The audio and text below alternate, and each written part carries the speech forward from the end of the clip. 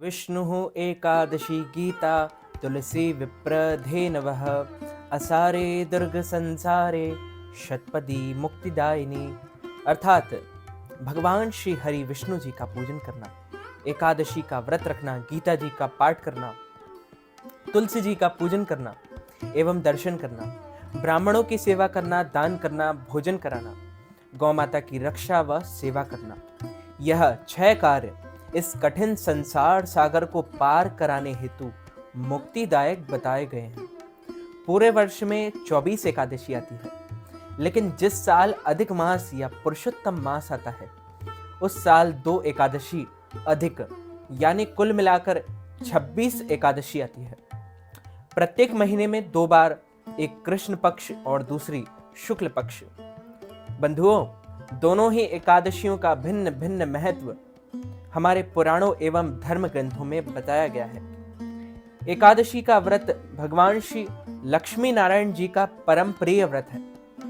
एकादशी का व्रत करने मात्र से मनुष्यों के कई जन्मों के पाप जड़ से नष्ट हो जाते हैं तथा उनके पुण्य का उदय होता है। जब मनुष्य के जन्म जन्मांतर के पाप नष्ट हो जाते हैं तभी उन्हें सांसारिक एवं भौतिक सुखों की प्राप्ति होती है। जो भक्त एकादशी का व्रत करते हैं उनको दशमी से लेकर द्वादशी तक कुछ महत्वपूर्ण नियमों का पालन अनिवार्य रूप से करना चाहिए। दशमी के दिन एक समय शुद्ध एवं सात्विक भोजन करें। इस दिन चावल, शहद, लहसुन, प्याज, मांस, मदिरा, मसूर दाल, कटहल की सब्जी का उपयोग नहीं करना चाहिए। बंधुओं, दशमी के दिन पराये अन्न अर्थात दूसरे के घर का भोजन बिल्कुल नहीं करना चाहिए।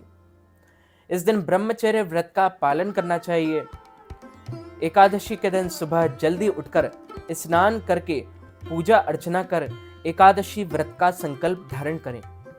कुछ लोग कई नियमों का पालन नहीं कर पाते हैं, उनके लिए विशेष नियम हमारे धर्म ग्रंथों में बताए गए हैं। जो लोग बीमार अवस्था में हैं या किसी कारण व्रत नहीं कर पा रहे हैं तो वे फल यानी फलाहार करके भी इस व्रत को संपन्न कर सकते हैं। माघ मास के शुक्ल पक्ष की जया एकादशी, अजा एकादशी, भीष्म एकादशी तिथि का आरंभ 7 फरवरी 2025 को शुक्रवार की रात 9:26 से हो जाएगा, जो कि 8 फरवरी 2025 शनिवार की मध्यरात्रि 8:16 पर एकादशी तिथि समाप्त हो जाएगी। अतः सभी वैष्णव जनों, भक्त जनों, माताओं बहनों को एकादशी का व्रत 8 फरवरी 2025 शनिवार के दिन ही रखना चाहिए। अब इस व्रत का जो पारणा है वो हम कब करें, हम इस व्रत को कब खोलें?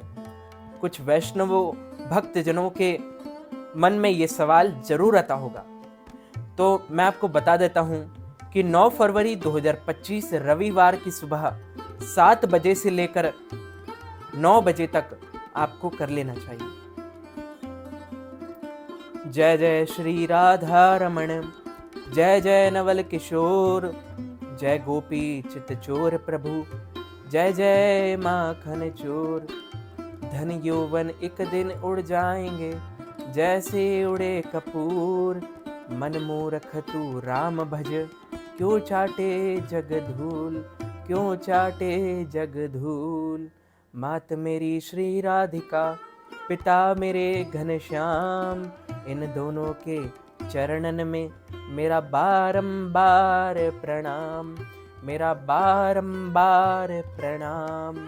बोलिए रास राशेश्वर भगवान की जय, श्री राधिका रानी की जय, श्याम सुंदर श्री यमुने महारानी की जय, वल्लभाधीश की जय, गोसाई जी परम दयाल की जय, श्री गुरुदेव की जय, लाडले लाल की जय। धर्मराज युधिष्ठिर बोले, हे भगवान, आपने माघ मास के कृष्ण पक्ष की षटतिला एकादशी का अत्यंत सुंदर वर्णन किया। आप स्वदेज, अंडज, उद्विज और जरायुज चारों प्रकार के जीवों के उत्पन्न, पालन तथा नाश करने वाले हैं। अब आप कृपा करके माघ शुक्ल एकादशी का वर्णन कीजिए। बंधुओं, भगवान श्री कृष्ण से उन्होंने पूछा, इसका क्या नाम है, इसके व्रत की विधि क्या है और इसमें कौन से देवता का पूजन तथा अर्चन किया जाता है। भक्त वत्सल भगवान श्री कृष्ण कहने लगे कि हे राजन, इस एकादशी का नाम जया अजा भीष्म एकादशी है। इसका जो व्रत है उसको करने मात्र से मनुष्य ब्रह्म हत्यादि पापों से छूटकर मोक्ष गति को प्राप्त होता है। लेकिन इस दिन अगर आप मन से व्रत करते हैं तो भगवान विष्णु की विशेष कृपा आपको प्राप्त हो सकती है। अब हम शरीर से व्रत तो कर ही लेते हैं, लेकिन अगर हम मन से व्रत करते हैं तो इसे सर्वोपरि व्रत कहा जाता है और इसके प्रभाव से भूत पिशाच आदि योनियों से मुक्त हो जाता है। इस व्रत को विधि विधान पूर्वक करना चाहिए। अब मैं तुमसे पद्म पुराण में वर्णित इसकी एक महिमा की कथा सुनाता हूं और कहता हूं, तुम ध्यान पूर्वक मन लगाकर एकाग्र चित्त होकर इसे सुनो।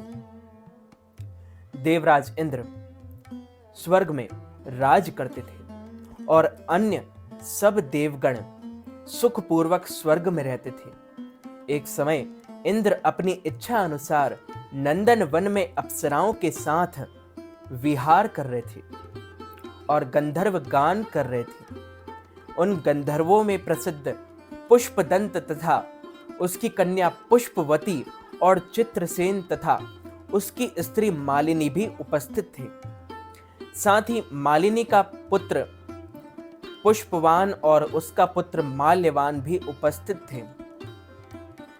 पुष्पवती गंधर्व कन्या माल्यवान को देखकर उस पर मोहित हो गई और माल्यवान पर काम बाण चलाने लगी। उसने अपने रूप, लावण्य और हाव भाव से माल्यवान को वश में कर लिया। हे राजन, वह पुष्पवती अत्यंत सुंदर थी। अब वे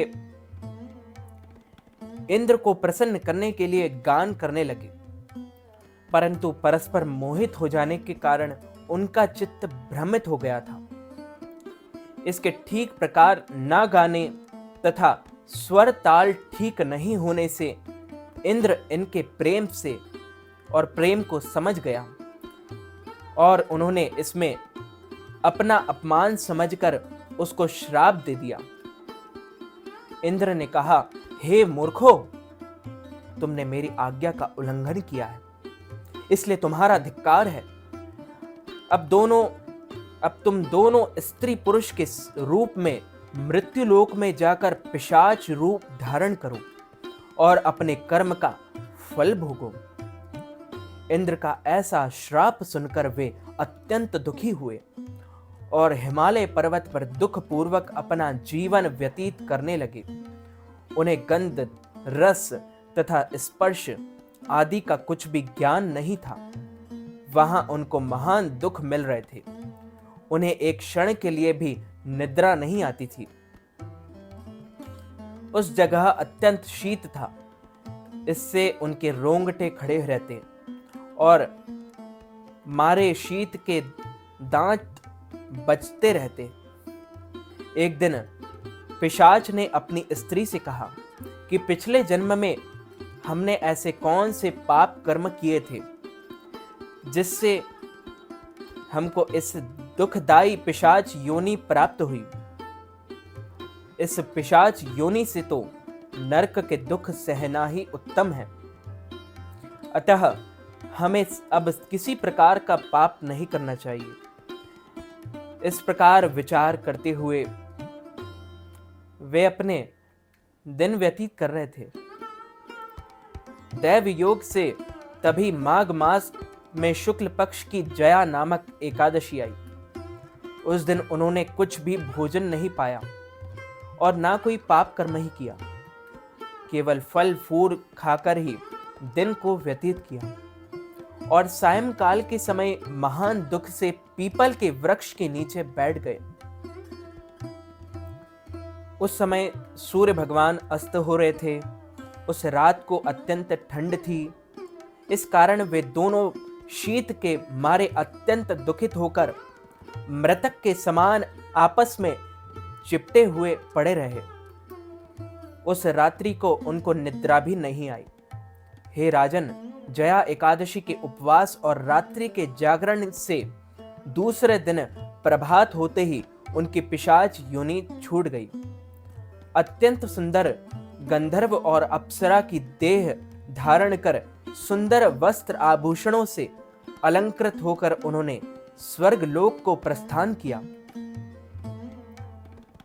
उस समय आकाश में देवता उनकी स्तुति करने और करते हुए पुष्प वर्षा करने लगे। स्वर्ग लोक में जाकर इन दोनों ने देवराज इंद्र को प्रणाम किया। इंद्र इनको पहले रूप में देखकर अत्यंत आश्चर्यचकित हुआ और पूछने लगा कि तुमने अपनी पिशाच योनि से किस तरह छुटकारा पाया, सो सब बतलाओ। माल्यवान बोले कि हे देवेंद्र, भगवान विष्णु की कृपा और जया एकादशी के व्रत के प्रभाव से ही हमारी इस पिशाच देह छूटी है। तब इंद्र बोले कि हे माल्यवान, भगवान की अपार कृपा और एकादशी का व्रत करने से ना तुम्हारी पिशाच योनि छूट गई, वरन हम लोगों के भी वंदनीय हो गए, क्योंकि विष्णु जी और शिव जी के भक्त हम लोगों के वंदनीय हैं। अतः आप धन्य हैं। अब आप पुष्पवती के साथ जाकर विहार करो। भगवान श्री कृष्ण कहने लगे कि हे राजा युधिष्ठिर, इस जया एकादशी के व्रत से बुरी योनि छूट जाती है। जिस मनुष्य ने इस एकादशी का व्रत किया है उसने मानो सब यज्ञ, जप, दान आदि कर लिए। जो मनुष्य जया एकादशी का व्रत करते हैं वे अवश्य ही 1000 वर्ष तक स्वर्ग लोक में निवास करते हैं। जया एकादशी का व्रत 1000 अश्वमेघ यज्ञों से जो करने से जो हमें फल प्राप्त होता है और 100 वाजपेयी यज्ञ करने से जो फल हमें प्राप्त होता है, वही फल इस जया नामक एकादशी का व्रत करने मात्र से प्राप्त हो जाता है।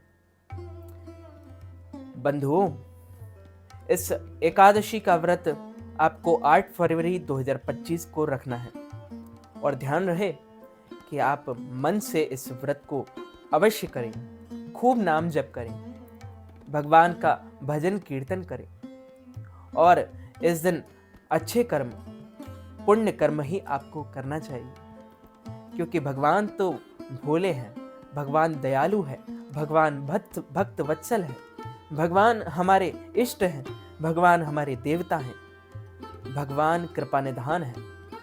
हमें कोई भी ऐसे कर्म नहीं करना चाहिए जिसकी वजह से किसी को ठेस पहुंचे, किसी को पीड़ा हो,